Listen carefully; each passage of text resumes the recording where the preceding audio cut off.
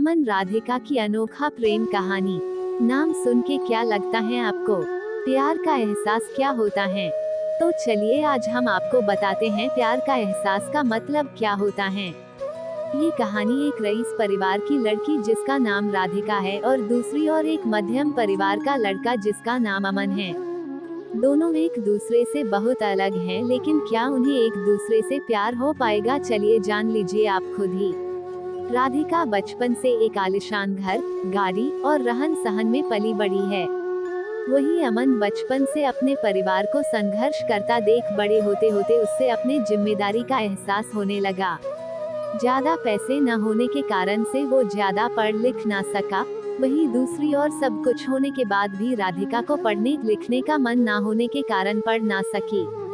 वक्त के साथ साथ दोनों बड़े हुए अपने अपने रहन सहन से। एक और अमन एक छोटे से कार कंपनी में काम करने लगा। वही दूसरी और राधिका अपने जिंदगी घूमने मस्ती में बिताने लगी। एक दिन आया जब दोनों का एक दूसरे से सामना हुआ। वो कुछ इस तरह हुआ कि एक दिन अमन एक कार को टेस्टिंग करने निकला था, वही राधिका अपने दोस्तों के साथ कार में घूमने निकली थी। थोड़ी दूर जाके राधिका की गाड़ी खराब हो गई और उसी वक्त अमन ने देखा कि कोई वहां लिफ्ट मांगते हाथ दिखा रहा है। अमन गाड़ी साइड में कर उतर के राधिका की ओर गया। फिर क्या राधिका उससे देख पूछने लगी, क्या आप हमें थोड़ी दूर तक छोड़ सकते हैं? अमन उसकी बातों को सुन के चुपचाप गाड़ी की ओर गया और गाड़ी चेक करने लगा। ये देख राधिका को अच्छा नहीं लगा कि वो किसी से पूछ रही है और अमन जवाब नहीं दे रहा। अमन कुछ देर बाद बिना किसी से कुछ कहे चले जाता है। ये देख राधिका को कुछ समझ नहीं आया। तभी पीछे से आवाज आते हुए, राधिका गाड़ी चालू हो गई, अंदर आजा। ये सुन राधिका उससे शुक्रिया करने जाती तब तक अमन निकल चुका था। राधिका फिर गाड़ी में बैठ चले गई। एक दिन आया जब राधिका का जन्मदिन था। वो हर साल की तरह अपने परिवार के साथ मंदिर गई। वहाँ उसने अमन को फिर से देखा। वो देखते ही उसके पास गई उससे उस दिन के लिए शुक्रिया कहने। ये सुन अमन ने उससे देख मुस्कुरा दिया। ये देख राधिका ने अमन से पूछा, क्या तुम बोल नहीं सकते? उस दिन भी मैंने पूछा था, तब भी कुछ नहीं बोले। आज भी जब मैं खुद आई तुम्हारे पास तुम्हें शुक्रिया कहने तो आज भी बस मुस्कुरा दिए और कुछ कहा नहीं।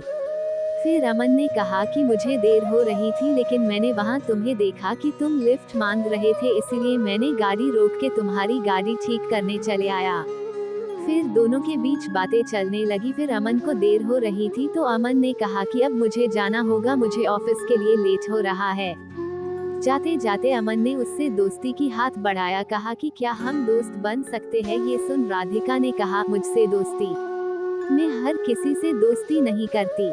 ये सुन अमन ने हंसते हुए कहा, चलो ठीक है, कोई नहीं वक्त बताएगा कि दोस्ती करते हो या नहीं आप। ये बोल के वो चल दिया और वहाँ राधिका भी अपने घर की ओर निकल पड़ी। कुछ दिनों बाद राधिका और अमन एक मॉल में मिलते हैं। अमन देख राधिका से पूछा, तुम यहाँ कैसे? राधिका देखते हुए, बस यूं ही घूमने के लिए आई हूँ, तुम्हारा आज ऑफिस नहीं है जो यहाँ आए हुए हो? अमन ने कहा, आज बस जल्दी काम खत्म हो गया था तो सोचा थोड़ा घूम लूं। फिर दोनों एक कैफे में गए और बातें करने लगे। राधिका ने अमन से कहा, अपने बारे में बताओगे कुछ?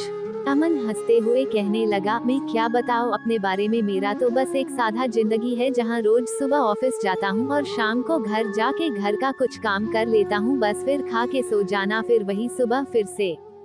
फिर अमन ने पूछा, आप क्या करते हो? ये सुन राधिका हंसने लगी और कहा, मुझे कुछ करने की जरूरत ही नहीं पड़ती, सब बिना कुछ किए ही मिल जाता है, तो क्यों करूँगी मैं कुछ?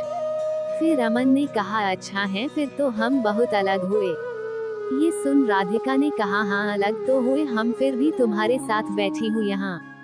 फिर अमन ने कहा, बैठी हूँ मतलब हम अलग है तो सिर्फ रहन सहन से, बाकी हम दोनों एक ही है। अगर तुम दिल से किसी के बारे में सोचोगे तो तुम्हें कोई अलग नजर नहीं आएगा। ये सुन राधिका ने कहा, ये दिल कुछ नहीं होता है। अमन सुन के मुस्कुराने लगा और कहा, ठीक है, जैसा तुम बोलो। फिर हर कुछ दिनों में दोनों मिलते रहते, बातें करते और अपने घर चले जाते। धीरे धीरे दोनों में बातें बढ़ने लगी और दोनों रोज मिलने लगे। अमन ऑफिस से निकल के मॉल चले जाता और वहाँ राधिका उसका इंतजार करती रहती। फिर एक दिन राधिका ने कहा कि मुझे एक पूरा दिन तुम्हारे साथ रहना है, देखना है कि क्या करते हो तुम पूरा दिन। फिर एक दिन अमन का छुट्टी था ऑफिस का, तो उसने राधिका को मिलने के लिए बुला लिया। फिर अमन हमेशा की तरह पहले मंदिर गया, फिर वहां से आने के बाद मैदान गया जहां छोटे छोटे बच्चे खेल रहे थे, वहां अमन उनके साथ खेलने लगा। फिर कुछ देर बाद अमन वहां से आश्रम गया जहां वो हमेशा लोगों को खाना खिलाता, उनका कुछ देर देखभाल करता, फिर चले आता। फिर वहां से निकलने के बाद अपने घर आया और अपने माँ को बिठा के घर का बचा हुआ काम खत्म किया। फिर रात हो गई और उसने राधिका को घर छोड़ आया और कहा, ये रहता है मेरा छुट्टी का दिन और यही है मेरी आम जिंदगी, जहाँ जितना हो पता है उतना मैं करने की कोशिश करता हूँ। ये सुन राधिका बिना कुछ कहे चले गई और पूरी रात सोचते रही। ऐसे भी लोग होते हैं जहाँ अपना छोड़ दूसरे के बारे में इतना सोचते हैं, और एक में हूँ जो आज तक अपने माँ पापा की मदद तो दूर आज तक पूछा भी नहीं कि वो कैसे हैं, वो करते क्या है। ये सब सोच राधिका भावुक हो गई और अपने माँ के पास चली गई। उसने देखा माँ उसकी काम कर रही होती है। जैसे ही वो माँ पुकारती है, माँ वहाँ से, क्या हुआ, कुछ चाहिए तुम्हें, बोलो।